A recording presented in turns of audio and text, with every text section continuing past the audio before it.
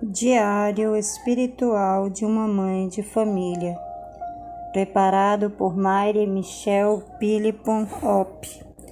Beata Maria Concepción Cabreira de Armida. Conchita. Toda a igreja é sacerdotal.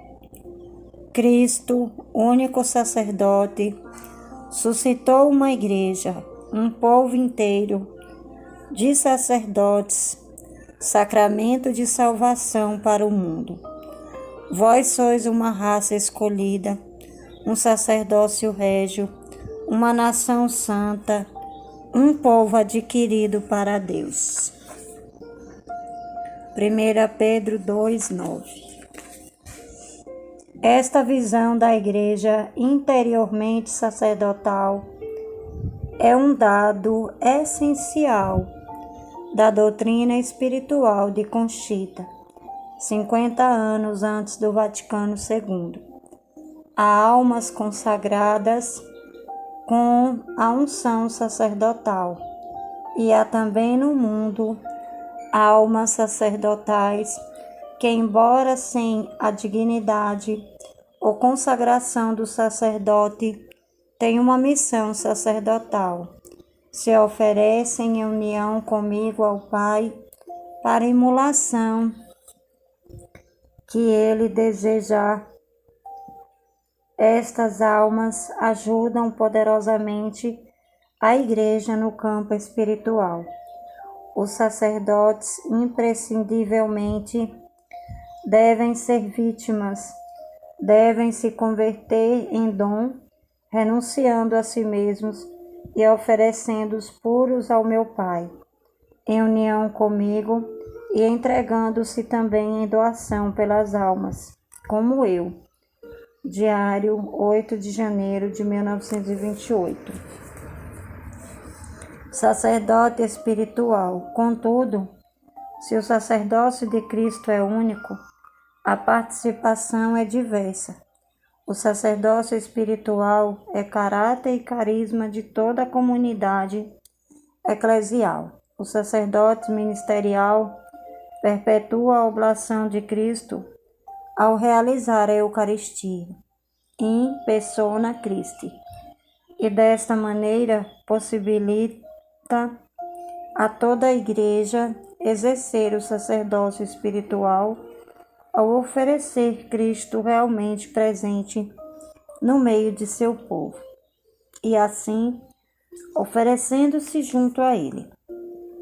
Quando eu disse, fazei isto em memória de mim, não me dirigi apenas aos sacerdotes, exceto que somente eles, pelas palavras da consagração, têm o poder de transformar a substância do pão em meu santíssimo corpo e a substância do vinho em meu sangue. Porém, unir todas as imolações em uma é para todos os cristãos, assemelhar-se pela fé e pelas obras à vítima do altar, oferecer-se ao Eterno Pai como para-raio da justiça divina, como hóstia de propiciação. Isto cabe a todos os cristãos, membros de um mesmo corpo. Diário, 7 de junho de 1916. Esta dupla participação no sacerdócio de Cristo forma a estrutura da Igreja da Cruz, da Igreja de Cristo, sacerdote e vítima. Não posso me separar deste tecido santo e celestial, porque ele constituiu minha vinda ao mundo, meu sacerdócio universal, que não é outra coisa senão uma caridade infinita para salvá-lo. O Pai não encontrou, por assim dizer, um caminho mais adequado para a salvação do mundo, do qual o sacerdócio que forma o corpo da Igreja, cujo centro ou coração é a própria Trindade. E por essa razão, principalmente, o Verbo se fez carne, para ser sacerdote e espalhar seu sacerdócio nas almas. Destas derivação vem o sacerdócio espiritual e místico. Os religiosos e os leigos do mundo fazem parte do sacerdócio místico por seus maiores ou menores graus de união comigo. Diário, 29 de novembro de 1928. O sacerdócio ministerial, eixo da Igreja. O sacerdócio ministerial configura Cristo como cabeça da Igreja. Meu olhar eterno sobre meus sacerdotes, olhar puríssimo de um amor de eleição, os concebeu eternamente e abarrotou não apenas sua alma predileta, mas também milhares de almas, pois cada sacerdote é a cabeça de muitas outras almas. Ao olhar eternamente para um sacerdote, vi nele um esquadrão de almas, geradas por ele, com a fecundação do Pai, por ele redimidas em união com meus méritos, por ele formadas, santificadas e salvas, que me darão glória eternamente. Diário, 14 de novembro de 1927. Não creia que a vida de um sacerdote é uma ou solitária. Não. Na vida de um sacerdote vejo muitas vidas no sentido espiritual e santo. Muitos corações que me darão glória eternamente. Diário, 14 de novembro de 1927. O sacerdote é outro Jesus.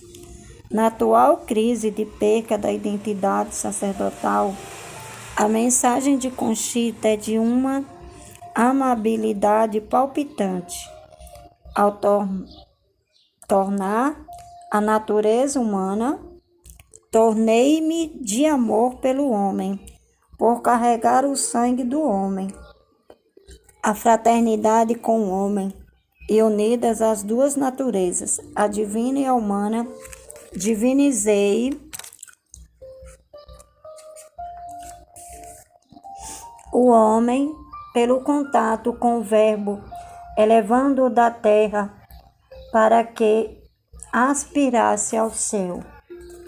Mas entre todos os homens distingui aqueles que deveriam ser meus, outros eus, que continuarão a missão que me trouxe à terra, a qual é levar ao meu Pai o que dele saiu, almas que o glorifiquem eternamente.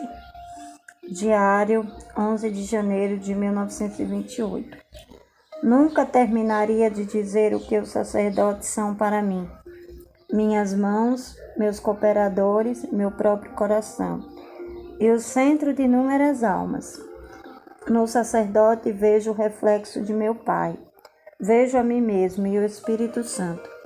No sacerdote contemplo os mistérios da unidade por sua íntima ligação com a Santíssima Trindade da Encarnação, que o sacerdote perpetua cada Santa Missa da Eucaristia, que não ocorria sem sua participação. Por fim, vejo os sacramentos de minha amada Igreja e milhares de almas geradas em sua alma, para a glória de Deus. Vejo-me a cada passo de meus sacerdotes, porém deveria ver a mim neles, como sou santo entre os santos, e não desfigurado por seus pecados. Diário, 20 de novembro de 1929. A Igreja deve continuar a paixão. Eu sou a cabeça e a alma da Igreja, e todos os meus são membros deste mesmo corpo e devem continuar a expiação e o sacrifício até o fim dos séculos, em união comigo. Diário, 24 de julho de 1906. Conclui-se a minha paixão no Calvário, mas aqueles que formam minha Igreja devem continuar neles a paixão, oferecendo-se em reparação própria e alheia à Trindade em união comigo, sendo vítimas com a vítima, mas com as qualidades próprias de vítima. Diário, 24 de julho de 1906. Esta é a lei do amor que governa minha igreja, todo amor, expiação e união. Diário, 24 de julho de 1906. Não necessito de ninguém para salvar o mundo, mas todos os cristãos devem sofrer em união comigo, cooperando com a mesma redenção para a glória de Deus e a glorificação própria. Diário, 16 de maio de 1907. Uma oração da liturgia das horas expressa essa espiritualidade. Deus onipotente e eterno, que quiseste que vosso Filho sofreste pela salvação de todos, fazei que, inflamados em vosso amor, saibamos oferecer-nos a vós como vítimas vivas. Oração Véspera 4. Maria, Mãe da Igreja. A Igreja Sacerdotal do Verbo Encarnado tem como mãe Maria, mãe do sacerdote eterno. Maria foi escolhida entre todas as mulheres para que em seu seio virginal se operasse a encarnação do Verbo divino, e a partir deste momento, ela, a Imaculada, a Virgem Mãe, a quem aceitou com o maior amor e a maior submissão jamais vista na terra, não cessou de oferecer-me ao Pai como vítima que veio do céu para salvar o mundo, mas sacrificando seu coração de mãe à vontade divina do amado Pai, e me alimentou para ser vítima, consumando a imolação de sua alma ao entregar-me para ser crucificado. E o mesmo sacrifício foi o meu na cruz, e o que se realiza em seu coração, continuando depois no martírio de sua solidão, oferecendo suas dores ao Pai Eterno, em união comigo.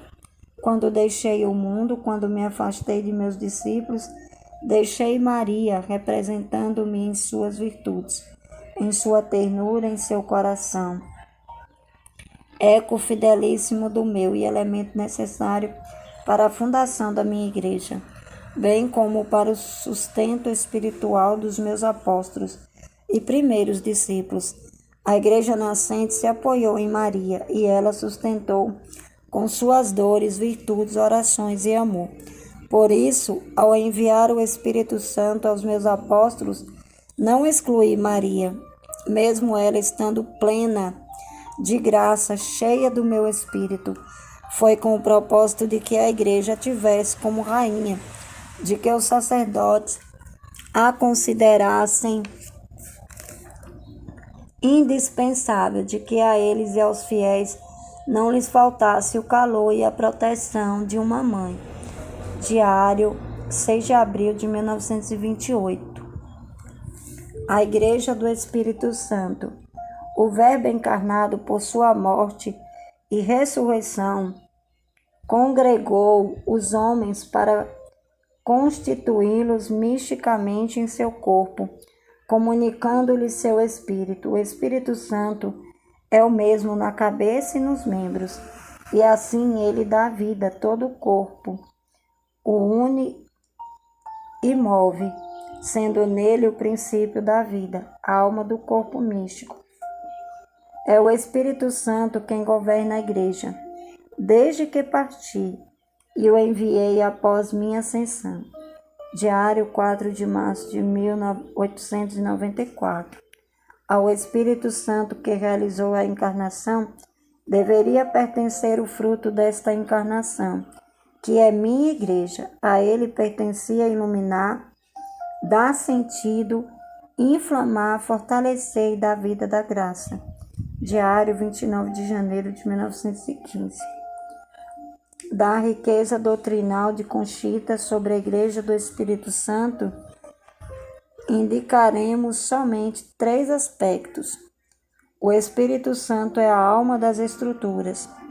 Ele realiza a santidade da Igreja e é o princípio da unidade e conduz a Igreja à consumação na unidade da Trindade. A Igreja está fundada no amor. Na atual crise em que se pretende opor a Igreja hierárquica, a Igreja pneumática, a Igreja da autoridade, a Igreja da caridade, Conchita nos recorda o princípio que resolve este falso problema. Não pode haver oposição entre estrutura e o carisma, pois a igreja da encarnação e a igreja do Espírito são a mesma. O Espírito é o princípio que anima e vivifica as estruturas.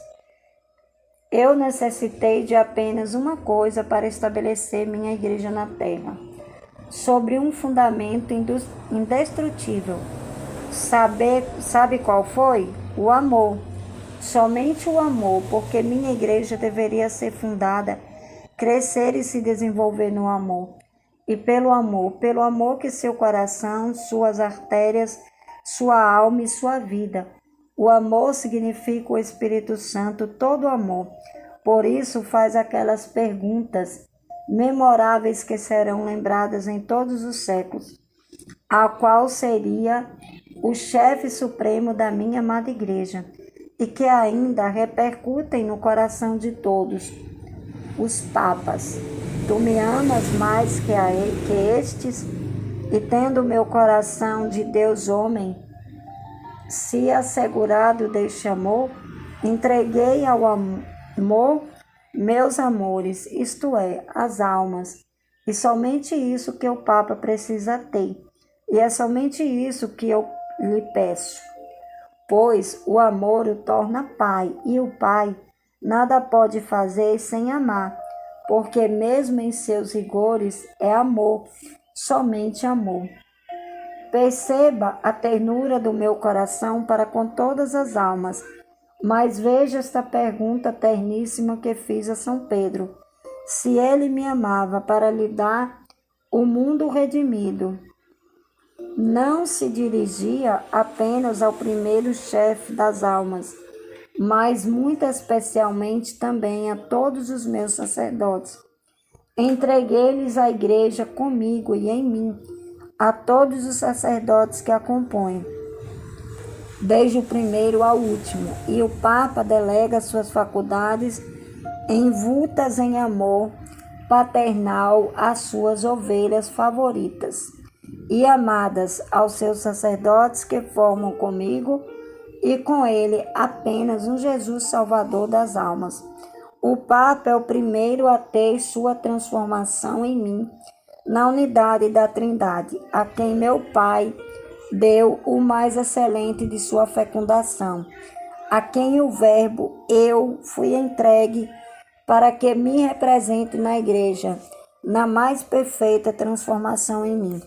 E o Espírito Santo cobre, penetra, impregna, transforma, ilumina, edifica, fortalece, sustenta, lhe comunica seus dons e assume em suas decisões, dando às suas palavras o selo santo da verdade infalível que não pode enganar-se.